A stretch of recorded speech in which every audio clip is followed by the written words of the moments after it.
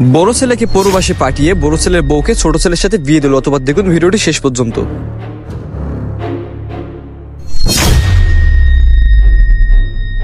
বাবা বাবা তুই এসেছিস? এতদিন কোথায় ছিলি? আমরা তো জানি তুই মারা গেছিস। হ্যাঁ বাবা, আমি এসেছি। আর আমি মারা গেছি কি জানি এটা পরের ব্যাপার। আর এই আরাফাত, তুই বাবাকে কেন ধাক্কা মারলি? ভাইয়া তুমি জানো না বাবা কি করছে? কেন, বাবা কি করছে নাকি? বাবা তুমি কি করছো ওদের? বাবা অমিত, ওসব বাদ দে, চল ভেতরে চল, ভেতরে যেই কথা বললি। অনেকদিন পর বাসায় আসিস, চল ফ্রেশ হই নে। বাবা ফ্রেশ তো আমি হব, তার আগে কি হয়েছে এটা আমাকে বলো। আব্বা কি বলবে? আর তুমি না মারা গেছো? আমি মারা গেছি মানে? আর তোমাদের এই কথা কে বললো? 1 বছর তোমার কোনো খোঁজ খবর নাই। তোমার অফিসে ফোন দিলাম, সেখান থেকে বললো তুমি নাকি মারা গেছো। আসলে আঞ্জোয়ারা, আমার একটা অ্যাক্সিডেন্ট হয়েছিল। আমি মাথায় অনেক আঘাত পেয়েছিলাম, আমি সবকিছু ভুলে গেছিলাম। আমার ট্রিটমেন্ট নেওয়ার পরে আমার সবকিছু মনে পড়ে গেছে, তাই আমি বাসায় চলে আসলাম। বাবা রে, তুই রাগ করিস না, চল ভেতরে চল, আমি তোকে সব বলছি। বাবা তুমি তো আমাকে সবকিছু বলবা। আর আঞ্জোয়ারা, তুমি থাকতে আরাফাত বাবার ঘাট দেয় কিভাবে? আঞ্জুয়ারা কি বলবে? ওই আরাফাতই তো ওর স্বামী। আরাফাত ওর স্বামী মানে? বাবা তুমি এগুলো কি বলছো? বাবা আমরা তো জানি তুই মারা গেছিস, তোর অফিসে কত খোঁজ খবর নিলাম, কেউ কোনো খোঁজ দিতে পারে নাই। তাই বাবা তোর বোর সঙ্গে আরাফাতকে বিয়ে দিয়ে দিছি। বাবা বাবা তুমি এটা কিভাবে পারলে? তোমার বড় ছেলের বউর সাথে তোমার ছোট ছেলেকে কিভাবে বিয়ে দিলে বাবা? বাবা তোমরা কি আমার কথা একটাবার চিন্তা করলে না? ওর সাথে বিয়ে দিলে আমার কি অবস্থা হবে, এটা কি তোমরা কখনো বুঝতে চাওনি বাবা? আমি আমি এখন কিভাবে বাঁচবো বাবা? আমি হয়তো ওই দিন মারা গেলে আমার এই দিনটা দেখতে হতো না। আরাম জোয়ারা, আমি না তোকে ভালোবাসতাম, তুই কিভাবে আমার ছোট ভাইয়ের বিয়ে করতে পারলি? আমার কথা কি তোর একটাবার মনে পড়েনি যে আমার ছোট ভাইয়ের বিয়ে করলে আমি কি নিয়ে বাঁচবো?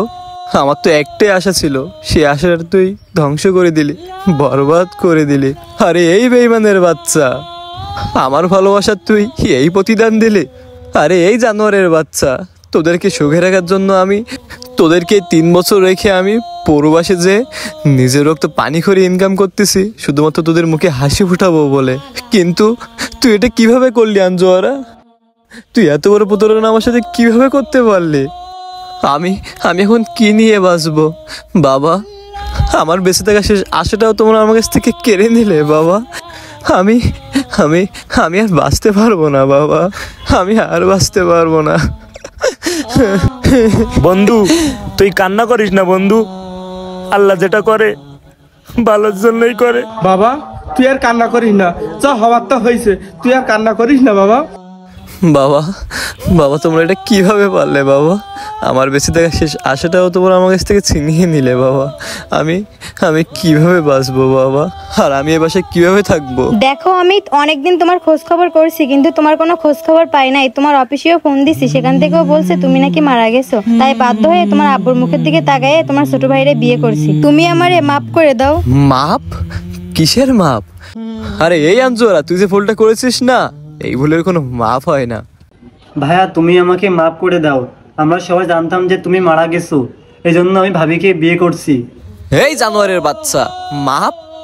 কিসের মাপ করবো তোর? তুই তোর ভাবিকে কিভাবে বিয়ে করতে পারলি? তোরা কি একটাবার আমার কথা চিন্তা করলি না যে তোর ভাইটা তোর ভাবিকে ভালো রাখার জন্য, তোদেরকে ভালো রাখার জন্য নিজের রক্ত পানি করে বিদেশে পড়ে আছে? আমার টাকায় তোরা বাসা বানাইছোস, ঘর বাড়ি বানাইছোস, আর এখন সেই বাসা আমি কিভাবে থাকবো? তোরা কি আমার জন্য একটু অপেক্ষা করতে পারলি না? হ্যাঁ, এই 1 বছরের ভিতরে তোরা কিভাবে বিয়ে করলি? আর বাবা বাবা তুমি এটা কিভাবে করলা বাবা? আমি বাঁচতে পারবো না, আমি বাঁচতে পারবো না। আমি চলে যাচ্ছি বাসা থেকে, আমি এ বাসায় থাকতে পারবো না, এ বাসায় থাকতে পারবো না আব্বু, আমি এ বাসায় থাকতে পারবো না। তোমরা ভালো থেকো, ভালো থাকিস ভাই। আমি চলে যাচ্ছি, তোমাদের সংসারে আমি আর বাধা দেবো না, তোমরা সুখে থাকো। যাই হোক, আল্লাহ যেটা করে ভালোর জন্যই করে। সুখে থাকিস ভাই, তোরা সুখে থাকিস। আব্বু তুমিও সুখে থেকো। আমি আবার বিদেশ চলে যাব। আমার শেষ আশাটা তোমরা কেড়ে নিলে। আমি এই বাসায় কিভাবে থাকবো? দেশেই থাকবো না, আমি আবার চলে যাব। ভালো থাকবো বন্ধু, চল বন্ধু। একটা প্রবাসী তার ফ্যামিলির মুখে হাসি ফোটানোর জন্য হাজারো কষ্ট বুকে চেপে প্রবাসে কাজ করতেছে। তাই আমি বলবো যাদের সন্তানরা প্রবাসে আছে তাদের জন্য অপেক্ষা করো, সে আসবে, সে আসবে, সে তোমার বুকে আবার ফিরে আসবে।